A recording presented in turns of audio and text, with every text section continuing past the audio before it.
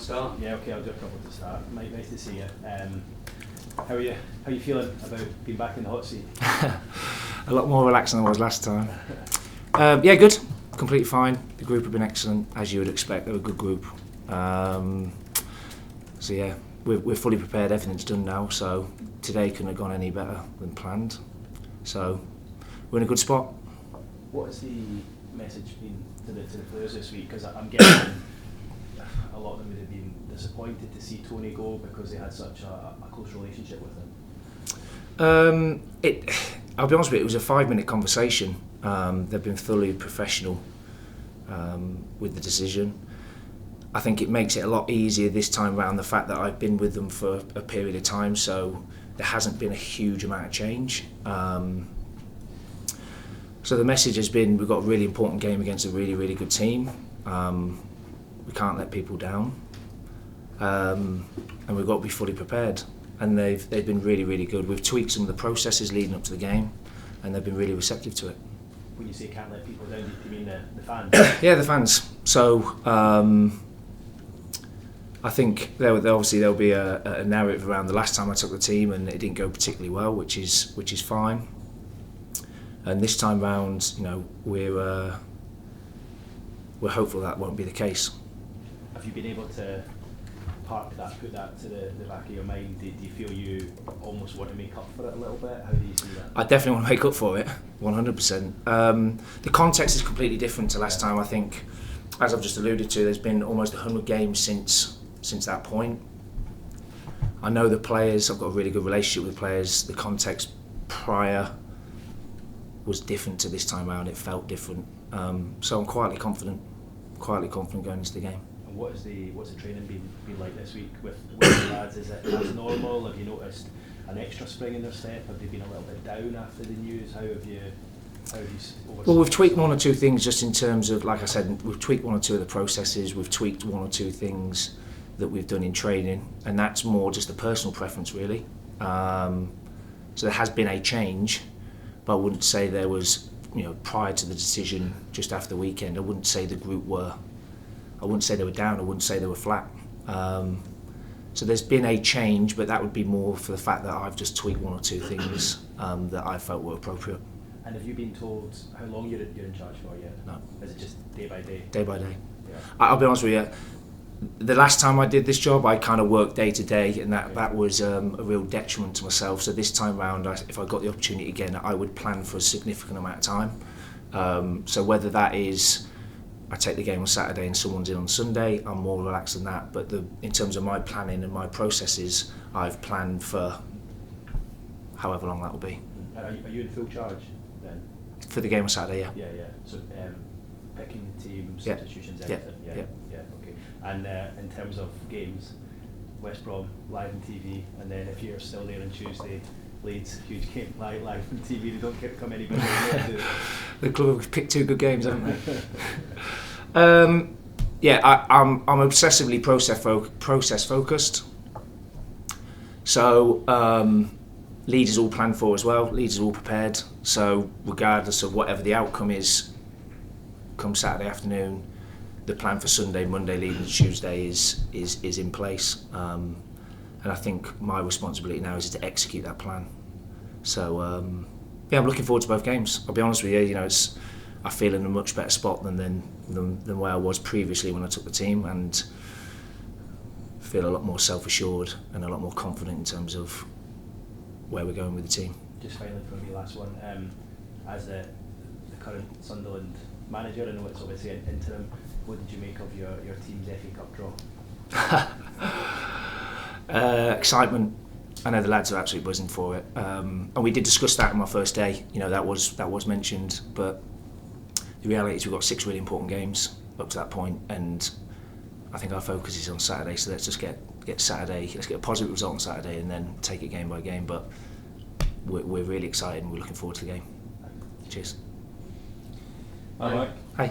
Oh, do you want this? I was just going to ask Mike, obviously there's a lot of emotion involved when a manager leaves, but how much of that is sort of outside and felt by fans, and what's it actually like inside? Is it a more professional process when actually inside the four walls? I think you probably answered your question in the nicest possible way. Once we had that initial conversation, I think it has to be addressed. Of course it does. So once you have that initial conversation, the players just crack on. They're so professional. You know, although we've got a young team, they've been educated properly wherever they've come from. They're so professional in terms of their focus, and I think the club have done an outstanding job at recruiting the right type of young men. So there's been little conversations here and there, like you would do, like a normal relationship, but there hasn't been any fallout. There's been no no issues from our point of view, and the focus for Saturday has been really, really good. And as I said, I'm quietly confident that we'll do well. So has a young group's ability to actually react like that and handle that impressed you? Massively. I think, as I said, I'll reiterate what I said. I think the club have recruited some really, really good young players, not just talent, but in terms of personalities, in terms of their desire to improve and take this club into the Premier League or themselves go into the Premier League. I think they've recruited really, really well. And one thing, although no one wants to see anyone lose their job, you know, in particular Tony, who was just an amazing human being, what it has done for me is you do get to see the character when those pinch points come in. And they've although I was impressed leading up to this point, what they have done, they've almost kind of doubled down and shown me that the football club have got the right type of players at the football club. Are we likely to see some of those other young players who maybe haven't had as much game time? Do you think there'll be some changes for the game of the weekend and the games to come? As I've alluded to, we've kind of planned the next 2 to 3 games out, whether that would be me taking the team or someone else taking the team. When you do that kind of planning process, you have to look at each opposition's strengths and weaknesses. So, you know, the squad will get utilised. It's 3 games within a week, so the squad will get utilised. I'll be honest with you, I don't think there was a huge amount that needed changing. If you look at us from a statistical point of view, you know, our metrics and our kind of numbers are really, really good. You know, one thing we spoke about with the players was, you know, in terms of the shot conversion and the chance conversion, you know, that's there for, you know, you don't need to be rocket science to see that, in terms of we've had a huge amount of possession, a lot of chances, and we haven't converted those chances. That's something that we've worked on this week and we've spoke around. So I don't feel there's a huge amount that needs changing.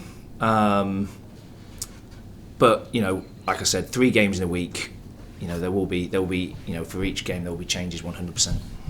And when you're discussing those changes with the other coaches, is there any conversation with the club hierarchy as well, or is it just within the coaching staff? No, I've not seen any of the hierarchy. They've been interviewing, and I'll be honest with you, that's the way I would want it. You know, if I'm taking the team, I want the responsibility to be on me, not anyone else. I want it to be on my terms, and we spoke about that as a group.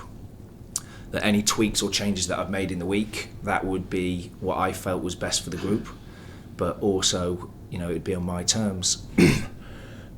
In terms of those decisions. So I'll be honest with you, I've not seen any of the hierarchy they've been interviewing for the next position. And what do you think Sunderland can achieve this season? Because you're not far off the playoffs as it is. Are you looking at this as a team that can go up this season, or one that can kind of sit around where you are at the minute? It's Sunderland Football Club, and the expectation is to win every single game, and the expectation is to be in the Premier League. So my personal expectation, I think we've got to aim to get promoted this year. I think we've got to aim to be top 6. We did it last year, and that would be a personal expectation. And I think if you spoke to the group, that would be something that they are desperate to achieve. And like you said, you've alluded to it. You know, the reality is we're 3 points outside the playoffs. We're not in a bad position, and we're not even at the halfway point in the season. There's still a huge amount of football still to be played. So yeah, I'm not sure if that answers your question. Yeah, it does. Thanks, Mike. Mike, as much as you mentioned that the young players have been very professional in getting around this, it is different for them, so they might not have experienced this in their careers, and so have some of the perhaps older players, you know, are more experienced Ligo 9s. Have they shown their leadership qualities in such a time like this? Yeah, we've got a really good blend. We've got a really, really good blend. Your Luca Nines, your Pritchard, your Dax, your Corey. People forget Corey Evans is still in the building. Corey's been magnificent this week in terms of just being that kind of steady head. And I think it helps the fact, in the nicest possible way, that I've been with them on this journey, and it's in terms of me managing that transition, whoever the next person is, I think makes that transition a lot smoother for them. And I'd like to think that I've got a really good relationship with pretty much most of the group. So the transition's been really smooth. You mentioned as well that you're planning ahead for perhaps however long you might be in charge of this team. As much as it's difficult circumstances, are you enjoying having full control? Good question.